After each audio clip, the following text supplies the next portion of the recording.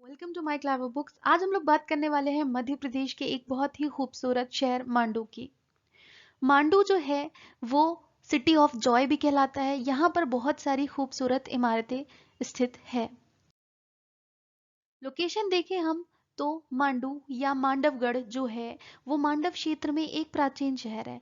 ये भारत के पश्चिमी मध्य प्रदेश के मालवा क्षेत्र में धार शहर से लगभग 35 किलोमीटर की दूरी पर स्थित है। वैसे तो बहुत सारी इमारतें हैं यहाँ पर कुछ जो है बहुत प्रसिद्ध है, जैसे जहाज महल, अशरफी महल, हिंडोला महल, होशंग शाह का मकबरा, कपूर तालाब, रानी रूपमती का महल और बहुत कुछ। लेकिन सिर्फ इमारतें नहीं है जिसके लिए ये प्रसिद्ध है, ये है मशहूर कहानी के लिए, रानी रूपमती और बाज बहादुर की कहानी। ऐसा कहा जाता है कि रानी रूपमती जो है उनकी सुंदरता और उनकी आवाज पर मुग्ध होकर बाज बहादुर उनको मांडू लेकर आए थे। जब 1561 में अकबर के एक सेनानायक आदम खान ने आक्रमण किया तो बाज बहादुर जो है उनको भागना पड़ा और रानी रूपमती को बंदी बना लिया गया। लेकिन रानी रूपमती ने समर्पण नहीं किया और विष जो है उसको ग्रहण करके अपनी जान देना ज्यादा बेहतर समझा।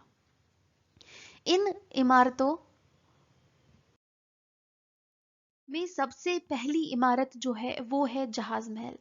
जहाज महल जो है वो उसका नाम इस तरीके से रखा गया है क्योंकि वो ऐसा लगता है जैसे पानी में तैरता हुआ एक जहाज है। वैसे सुल्तान गयासुद्दीन खलजी जो है उनके द्वारा इसका निर्माण कराया गया था और ये सुल्तान के लिए हरम के रूप में कार्य करता था। लेकिन कहानी मशहूर है कि जब जहांगीर ने एक बार इस जगह को विजिट किया था तो उन्होंने कहा था कि ये महल जो है ये जहाज की तरह दिखाई देता है, क्योंकि जब सर्दियों के समय में पानी भरा होता है झीलों में तो दोनों तरफ से कोहरा उठता हुआ दिखाई देता है और ऐसा लगता है कि जहाज में खड़े हुए हैं, तो इसी वजह से इसको जहाज महल जो है कहा जाता है। ये जहाज महल का पिछला हिस्सा है। आप झील जो है वो आसानी से देख सकते हैं। कपूर तालाब की बात करें तो ये भी मांडू फोर्ट में ही स्थित है। माना जाता है कि इसके पानी में ऐसे औषधीय गुण पाए जाते थे कि किसी भी प्रकार के स्किन डिसीज को दूर करने में सक्षम थे। अगली इमारत जो है वो है रानी रूपमती का पवेलियन या रानी रूपमती के मंडप। ये एक ऊंची पहाड़ी पर स्थित है। इसको रानी रूपमती को समर्पित किया गया था। हालांकि इसको राजा भोज के समय में बनवाया गया था और इसका जो उपयोग है वो एक सैनिक छावनी की तरह किया जाता था। ऊंचाई पर स्थित होने की वजह से यहाँ से आसानी से आक्रमणकारी सेनाओं को देखा जा सकता था। लेकिन रानी रूपमती को इसको देने का एक कारण ये था कि इस पवेलियन से रानी रूपमती जो है माँ रेवा या माँ नर्मदा के दर्शन कर सकती थी। अगली जो इमारत है वो है बाज बहादुर का महल। वैसे तो ये 2 मंजिला इमारत है। यहाँ पर भी आपको पानी के स्टोरेज के लिए कई स्ट्रक्चर्स दिखाई देंगे, लेकिन सबसे खास बात यह है कि ये रानी रूपमती के मंडप के ठीक नीचे स्थित है और मंडप से इसको देखा जा सकता है। अगला जो है ये है रेवा कुंड। रेवा कुंड जो है कहा जाता है कि पानी की धारा को, नर्मदा नदी के पानी की धारा को उल्टा मोड़कर इस तरफ लाया गया है और रेवा कुंड में नर्मदा नदी का पानी है ताकि रानी रूपमती जो है वो हर दिन पूजा कर सके माँ नर्मदा की।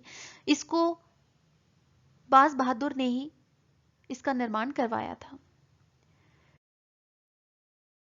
अगली जो है वो है जामी मस्जिद। जामी मस्जिद जो है अशरफी पैलेस या अशरफी महल के ठीक सामने है और ये विशाल संरचना जो है ये दमिश्क की मस्जिद से प्रेरित है। डमेकस या दमिश्क की मस्जिद से प्रेरित है। काफी बड़ा स्पेस है और काफी बड़ी मस्जिद है।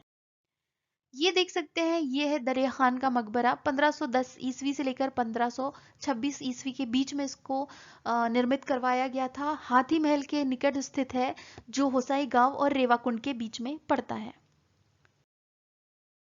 अगली इमारत जो है, जितना अजूबा ताजमहल है उतनी ही ये इमारत भी, क्योंकि ताजमहल जो है उसका टेम्पलेट होशंग शाह का मकबरा ही है। होशंग शाह के मकबरे पर ही बेस्ड है ताजमहल, क्योंकि पहली इमारत थी होशंग शाह का मकबरा जो अफगानी वास्तुकला से निर्मित है और सफेद संगमरमर से जिसको बनवाया गया था। 1406 से लेकर 1435 सीई के बीच में होशंग शाह गोरी का राज रहा है और ये अफगान वास्तुकला के सबसे परिष्कृत उदाहरणों में से एक है। अगली इमारत देख रहे हैं आप, ये है हिंडोला महल। हिंडोला मतलब स्विंग पैलेस भी इसको कहा जाता है, इसकी ढलानी दीवारों की वजह से, क्योंकि इसकी दीवारें जो है ढलान की तरह इसका निर्माण किया गया है। इसका निर्माण होशंग शाह के शासनकाल में किया गया था और ये मांडू के शाही महल के परिसर में ही स्थित है। कहा जाता है कि ये एक बेसलेस इमारत है, इसका कोई बेस नहीं है। ये देख रहे हैं आप, ये है अशरफी महल। जैसा मैंने कहा था कि जामी मस्जिद के ठीक सामने ये स्थित है। आज आप देखेंगे तो शायद आपको इसमें कुछ दिखाई ना दे, लेकिन आप सोच सकते हैं कि किसी समय में इसकी खूबसूरती क्या रही होगी। इसका यूज जो है वो मदरसे के रूप में किया जाता था 1405 से लेकर 1422 के बीच में। इसको होशंग शाह द्वारा बनवाया गया था लाल बलुआ पत्थर से। अधिकांश भाग, जैसा मैंने कहा, खंडहर हो चुका है, लेकिन इसकी भव्यता के संकेत बहुत स्पष्ट है। So this is the end of the video. Thank you for watching.